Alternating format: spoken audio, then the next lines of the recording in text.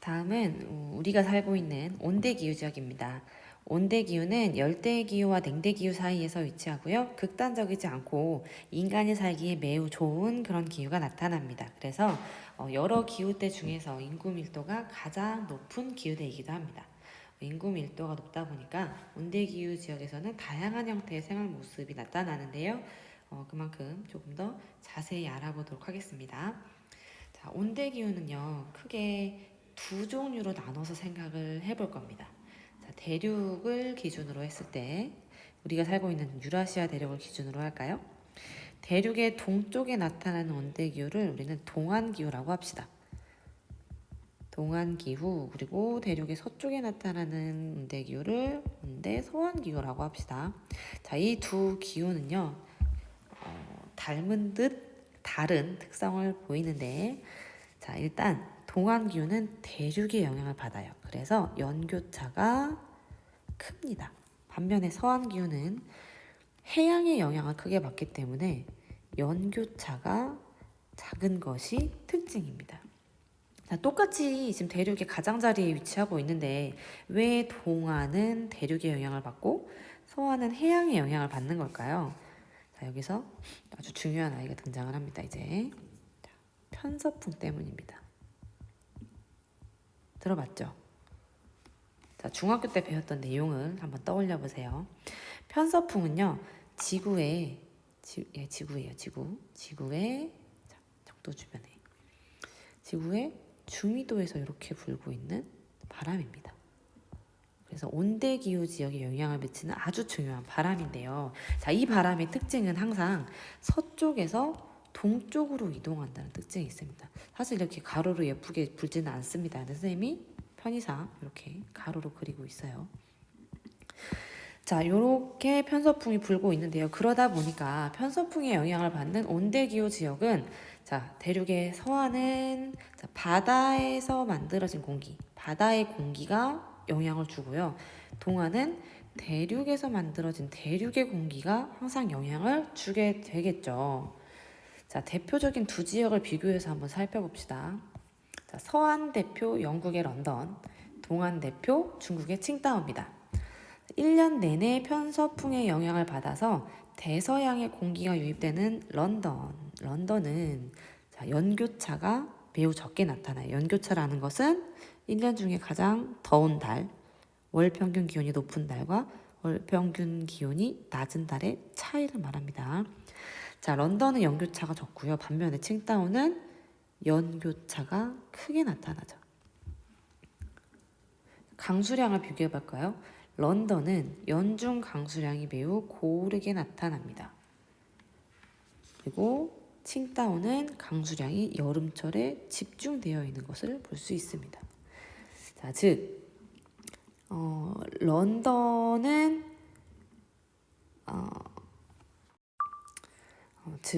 칭다오는 덥고 습한 여름과 춥고 건조한 겨울이 나타난다는 특징이 있는 거죠. 그런데 편서풍만으로 해결이 안 되는 부분이 있어요. 칭다오가 대륙의 영향을 받는다는 것은 알겠어요. 근데 왜 강수량이 여름철에만 집중되는 걸까요? 자, 여기서 또 다른 중요한 아이가 나타납니다. 자, 색깔을 바꿔볼까요? 파란색으로 합시다. 계절풍이라는 아이가 등장합니다. 계절풍. 자, 집중하세요. 계절풍은 계절에 따라서 바람의 방향이 바뀌는 바람을 말합니다. 편서풍보다는 규모가 작은 바람이에요. 편서풍은 전 지구적인 차원에서 지구를 돌아가는 그런 바람이었죠. 그래서 이 편서풍보다는 규모가 작기 때문에 편서풍이 힘이 센 동네에서는 이 계절풍이 제대로 힘을 발휘하지 못합니다. 그런데 온대기후 지역 중에서 대륙의 동안 지역, 이 지역은 편서풍이 영향을 주기는 줘요. 영향을 주기는 주지만 이 편서풍이 장애물이 많은 이 대륙을 지나오면서 힘이 약해집니다. 그 틈을 타서 계절풍이 자신의 존재감을 드러낼 수 있는 겁니다. 자, 이런 계절풍의 영향으로 온대 대륙 동안 지역은 여름에는 이렇게 해양 쪽에서 덥고 습한 바람이 붑니다. 반면에 계절이 바뀌면 이 바람의 방향이 바뀌어서 겨울에는 대륙 쪽에서 이렇게 건조하고 추운 바람이 불어옵니다. 그래서 이렇게 강수량 차이가 크게 나타나는 거죠. 자, 이제 온대 서한 기후와 온대 동안 기후가 구분이 좀 되시나요? 네, 이 동안 기후와 서한 기후의 구체적인 이름을 좀 알려주자면 런던과 같은 이런 기후는 우리가 서한 해양성 기후라고 합니다. 들어본 적 있죠? 그리고 이 칭다오와 같은 이런 기후는 아직 아니에요. 온대 계절풍 기후라고 합니다. 자, 그런데 방금 잠깐 등장했다가 사라진 아이가 있죠. 아직 끝나지 않았습니다. 온대 서한은 똑같이 온대 서한인데 또 다른 특별한 형태의 기후가 나타나요. 런던하고 사뭇 다른 기후가 나타난 지역이 있는데요. 자, 포르투갈의 리스본, 우리가 알고 있는 리스본이라고 알고 있는 그 지역입니다. 포르투갈어로는 리스보아라고 한다고 해요. 자, 월 평균 기온은 비교해보면 런던과 크게 다르지 않죠. 하지만 강수량 패턴이 조금 특이합니다. 자, 온대 동안 기후인 칭다오와도 정반대의 패턴을 보이고 있어요. 자, 온도가 높은 여름철에 강수량이 적습니다. 칭다오는 온도가 높은 여름철에 강수량이 많았죠. 그러면 얘는 계절풍의 영향을 받지도 않았어요. 자, 이러한 형태의 기후를 우리가 뭐라고 하냐면 밑에다 쓸게요. 지중해성 기후라고 합니다. 자, 유럽의 지중해 연안에서 주로 넓게 나타난다고 해서 지중해성 기후라고 부르고 있는데 사실은 온대기후 지역의 대륙 서안이라면 여기저기서 나타납니다. 자, 정리를 좀 해볼까요? 검정색으로 정리를 할게요. 자, 정리를 좀 해보면 온대기후는 크게 온대 동안기후와 서안기후로 나눠지는데 온대 동안기후는 온대 계절풍 기후가 나타나고요. 우리나라랑 똑같이 여름이 고온 다습하고 겨울이 한랭 건조한 온대 계절풍 기후가 나타나고 서안은 또 두 개로 나눠집니다. 잠시만요. 지워볼까요? 자, 서안은 또 크게 서안 해양성 기후와 지중해성 기후로 나눠지는 겁니다. 서한 해양성 기후는 런던처럼 연중 온화하고 습연한 날씨. 반면에 지중해성 기후는 여름철이 고온 건조한 이런 형태, 이런 차이가 존재하는 기후, 즉 온대 기후는 이렇게 세 가지를 정리하겠습니다. 자, 그러면 요 기후가 나타나는 지역들에서 사람들이 어떻게 살아가는지 한번 볼까요? 자, 먼저 서한 해양성 기후 지역입니다. 이 서한 해양성 기후 지역은 연중 고르게 비가 내리기 때문에 안개처럼 내리는 부슬비까지 포함하면 거의 매일 비가 온다고 합니다. 1년 중에 비가 안 오는 날이 50일도 안 된다고 하더라고요. 자, 이런 환경이다 보니 언제 내릴지 모를 비에 대비를 해야겠죠. 그래서 사람들이 항상 우산을 휴대하거나 이렇게 우산을 휴대하거나 혹은 모자를 쓰거나 레인코트를 입는 식으로 의복 문화가 발달했습니다. 그리고 여름이 서늘하기 때문에 주로 밀을 재배하고요. 밀을 재배하다 보니 맛있는 빵이 주식이 되겠죠. 그리고 목초지 조성에 유리해요. 여름이 서늘한 기후 때문에. 그래서 목축업이 발달했습니다. 그러다 보니 자연스럽게 고기가 주식이 되겠죠. 자, 넘어가서 지중해성 기후는요. 겨울은 온화하고 습해요. 반면에 여름은 덥고 건조합니다. 그래서 가옥은 여름철에 열기를 막기 위해서 벽이 매우 두껍고요. 창문은 이렇게 작은 것이 특징입니다. 건조기후의 전통 가옥과 비슷하죠. 지중해성 기후 지역의 여름은 건조기후와 매우 흡사하다라고 이해를 하면 됩니다. 그래서 일부 지역에서는 햇빛을 반사하기 위해서 이렇게 가옥을 밝은색, 주로 흰색으로 칠하기도 해요. 그래서 이런 이렇게 밝고 이렇게 햇볕이 내리쬐는 이런 밝은 색채의 이런 지역들을 사람들이 관광지로 선호하기도 하죠. 자, 그리고 이 지역의 농업을 살펴보면 식물이 주로 성장해야 하는 여름이 건조하기 때문에 건조한 환경에서 잘 견디는 수목 농업이 발달합니다. 수목, 나무죠, 나무. 그래서 주로 생산물이 수목의 열매 혹은 껍질이 되겠죠. 자, 우리 첫 번째 사진 올리브인데요. 지중해성 기후 지역의 대표적인 작물입니다. 올리브, 그리고 포도, 오렌지 이런 아이들. 그리고 얘는 코르크예요. 코르크. 와인의 병뚜껑. 코르크 마개 있죠. 이 코르크 마개는 이 코르크 나무의 껍질을 벗겨서 가공을 한 걸 말합니다. 자, 이런 아이들이 대표적인 작물이죠. 자, 그리고 온대 동안 기후는 우리가 살고 있는 지역인데요. 여름이 덥고 더운데 강수량이 풍부해요. 그래서 벼농사가 가능한 지역입니다. 벼농사. 그래서 계절풍의 영향을 받는 지역은 벼농사가 매우 활발합니다. 자, 벼는 밀보다 훨씬 열량이 높고 효율적인 식량 자원이에요. 심지어 맛도 있죠. 쌀은 그냥 씻어서 물만 넣고 찌면 맛있는 밥이 되는데요. 밀을 그렇게 찌면요 정말 맛이 없어요. 밀은 소금이나 설탕 같은 향신료 없이 그냥 물에 끓이면 정말 맛이 없어요. 선생님은 온대 동안 지역에 태어난 것을 매우 기쁘게 생각합니다. 아무튼 이렇게 벼농사가 발달했고 쌀을 주식으로 삼는 지역입니다. 넘어갑시다.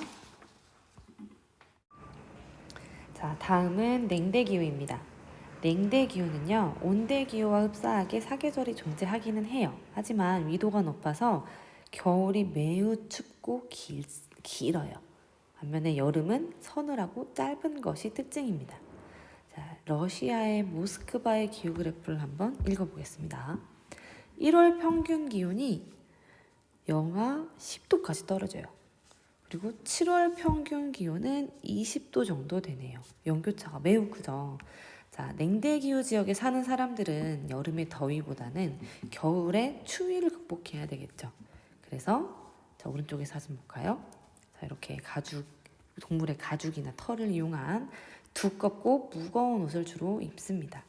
그리고 식생도 보면, 그러니까 나무들도 식물들도 보면 추위에 강한 침엽수가 주로 잘 자랍니다. 침엽수라는 말은 알죠, 여러분? 이파리가 바늘처럼 뾰족한 우리나라 소나무를 떠올리면 됩니다. 자, 올리 침엽수만 자라는 냉대기후 지역에 이런 숲이 있어요. 이런 숲을 가리켜서 우리가 타이가라고 부릅니다. 이 타이가 지대는 침엽수만 자라는 숲이에요. 그러다 보니까 이 타이가 지대는 목공 제품으로 가공하기에 유리한 그런 수목들이, 그러니까 나무들이 밀집되어 있습니다. 그래서 벌목에 유리하기 때문에 임업이 발달한 지역입니다. 임업은 임산 자원을 생산하는 이런 산업을 말합니다. 자, 그리고 집을 짓는 재료로도 주변에서 쉽게 구할 수 있는 통나무가 활용돼서 이런 형태의 통나무 집이 발달을 하게 됐습니다. 넘어갑시다. 다음은 지구상에서 가장 추운 한대기후입니다. 자, 한대기후는 극지방을 중심으로 분포하고 있고요. 자, 미국의 알래스카주에 속한 도시 베로의 기후 그래프를 한번 살펴볼게요. 자, 베로 위치는 좀 있습니다. 자, 이 지역은 1년 내내 영하의 기후예요. 그렇죠? 1년 내내 영하의 기후인데 한여름인 7월에 잠깐 영상으로 올라가는 날이 있는 이런 형태의 기후입니다. 즉, 이 지역에서 여름이라는 것은 1년 내내 얼어있던 것이 잠깐 녹는 시기라고 이해하면 쉽습니다. 자, 이러한 극한의 환경이지만 이 한대기후 지역의 일부 지역에서는 사람이 살기도 합니다. 우리가 알고 있는 사람들 중에서는 이누이트족인데요. 매우 춥기 때문에 동물의 가죽과 털을 이용해서 매우 무겁고 두꺼운 의복을 착용합니다. 가옥의 형태도요, 남방에 유리한 폐쇄적인 가옥 구조가 나타납니다. 그리고 한 가지 특이한 점은요, 자세히 보면 이 가옥이 땅에서 떨어져 있어요. 어디서 많이 봤는데 우리 열대기후 지역에서 이런 집 봤죠? 얘도 역시 이름이 고산가옥입니다. 그런데 바닥에서 이 집을 띄운 이유가 달라요. 자, 이유는 열대기후에서 고산가옥을 짓는 이유는 열기와 습기 그리고 해충으로부터 피하기 위해서였는데요. 이 한대기후 지역의 고산가옥은요, 집이 무너지는 것을 방지하기 위해서입니다. 이 지역은 아주 잠깐이지만 여름철에 기온이 영상으로 올라가면 따뜻해진 공기의 영향을 받아서 얼어있던 땅이 집 표면부터 서서히 녹기 시작합니다. 그림을 좀 그려보면, 자, 여기 이렇게 집이 있어요. 집이 있고 여기 나무도 이렇게 있고. 자, 그런데 여름철이 되면 이 집 표면부터 서서히 땅이 녹기 시작해요. 그리고 이 지하 깊은 곳은 공기의 영향을 더 늦게 받겠죠. 그렇기 때문에 얘는 얼어있는 상태가 유지가 됩니다. 그러면 이제 문제가 생깁니다. 이 형태를 보면 얼어있는 얼음 위에 진흙이 올려져 있는 것 같은 상황이 발생을 하는 겁니다. 그러면 무슨 일이 일어날까요? 자, 이 질척질척한 진흙, 그러니까 수분이 많이 포함된 이 토양이, 흙이 조금만 경사가 있어도 이 얼음 위에서 흘러내리는 이러한 현상이 발생합니다. 즉, 땅 위에서 건축물을 그냥 올려놓는 것처럼 지으면 얘가 이렇게 흘러내려가니까 얘가 무너져 버리겠죠. 그래서 이런 현상을 방지하기 위해서 한여름이 돼도 녹지 않는 요 지하의 깊은 층까지 기둥을 박아줍니다. 이렇게 기둥을 박고 그 위에다가 집을 올려서 짓는 겁니다. 왜냐면 이 집에서 인공열에 의해서 땅이 더 빨리 더 많이 녹게 할 수 있기 때문에 바닥이 떨어져 있는 지면보다 더 높은 고산가옥을 짓는 겁니다.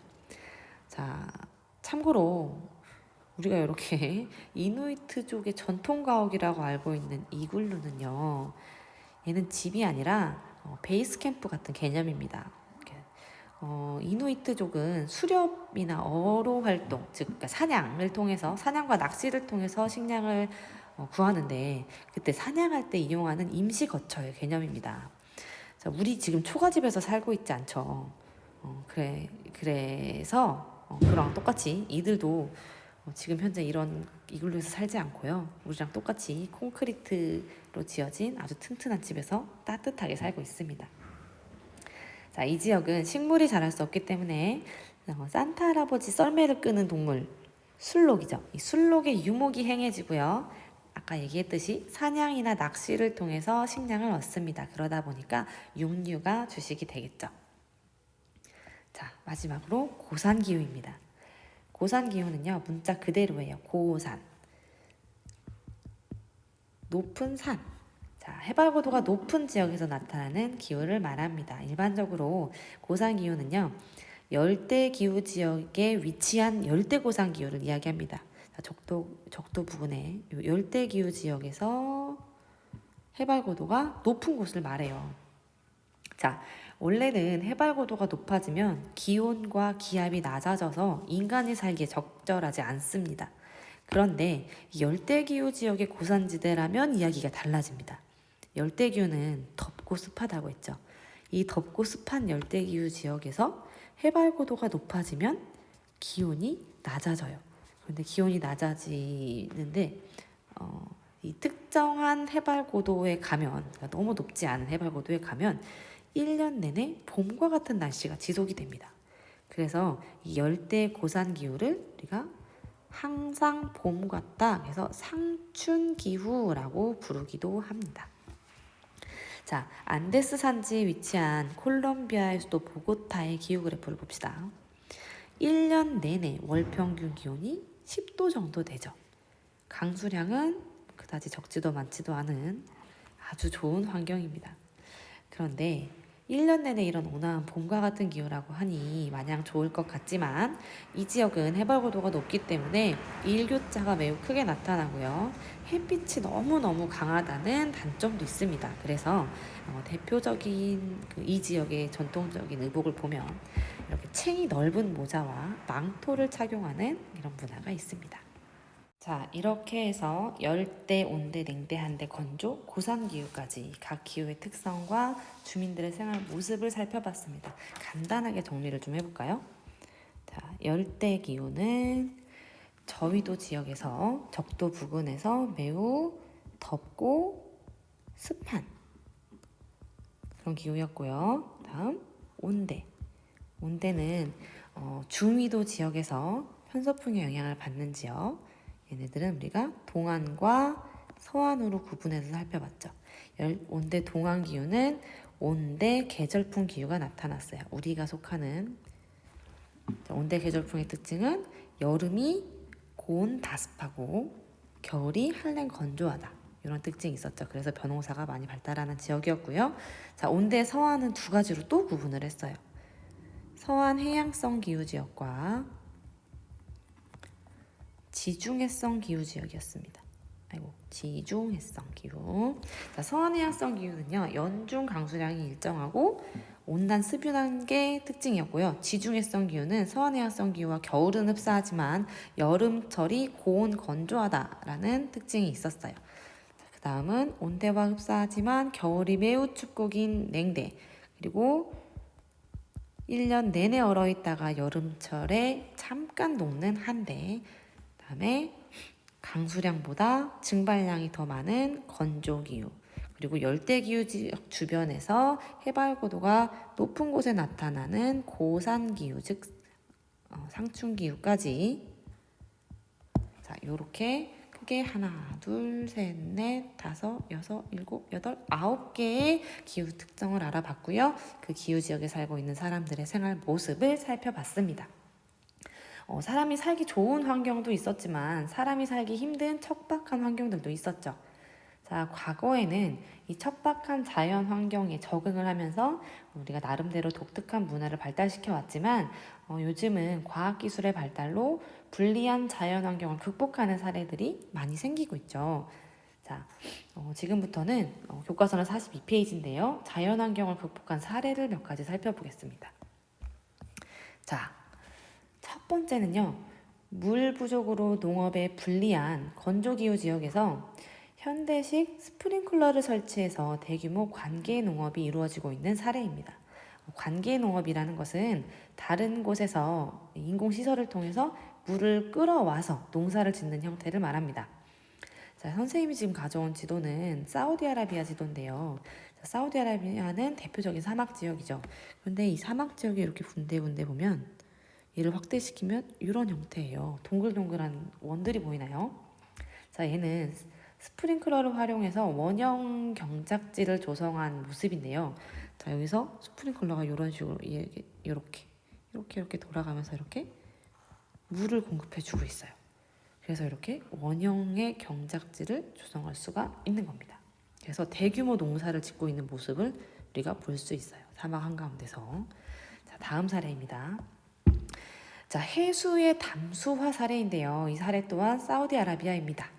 자, 물 부족 문제를 해결하기 위해서 바닷물에서 염분을 제거하고요. 이 염분을 제거해서 바닷물을 강물처럼, 즉 담수로 만드는 사업입니다.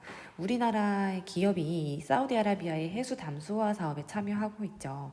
만약에 이 기술이 상용화될 수 있을 정도로 이제 발전을 한다면 물 부족으로 고통받는 많은 지역이 도움을 얻을 수 있겠죠. 자, 다음은 세 번째, 인간이 자연환경을 극복한 사례, 아랍에미리트의 두바이입니다.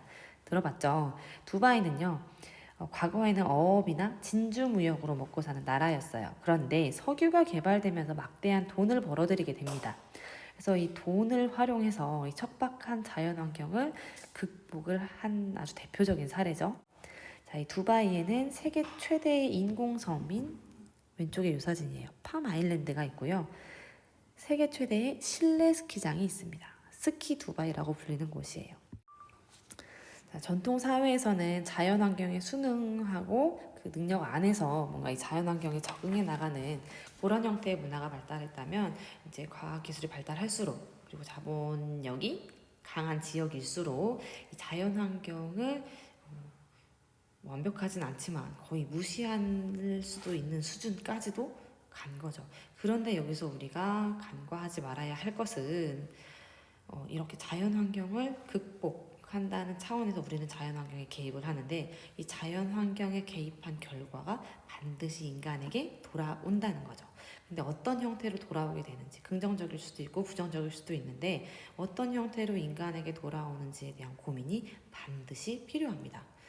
뒤에 단원에서 이 내용에 대해서 더 자세히 알아보도록 하겠습니다. 수고했습니다.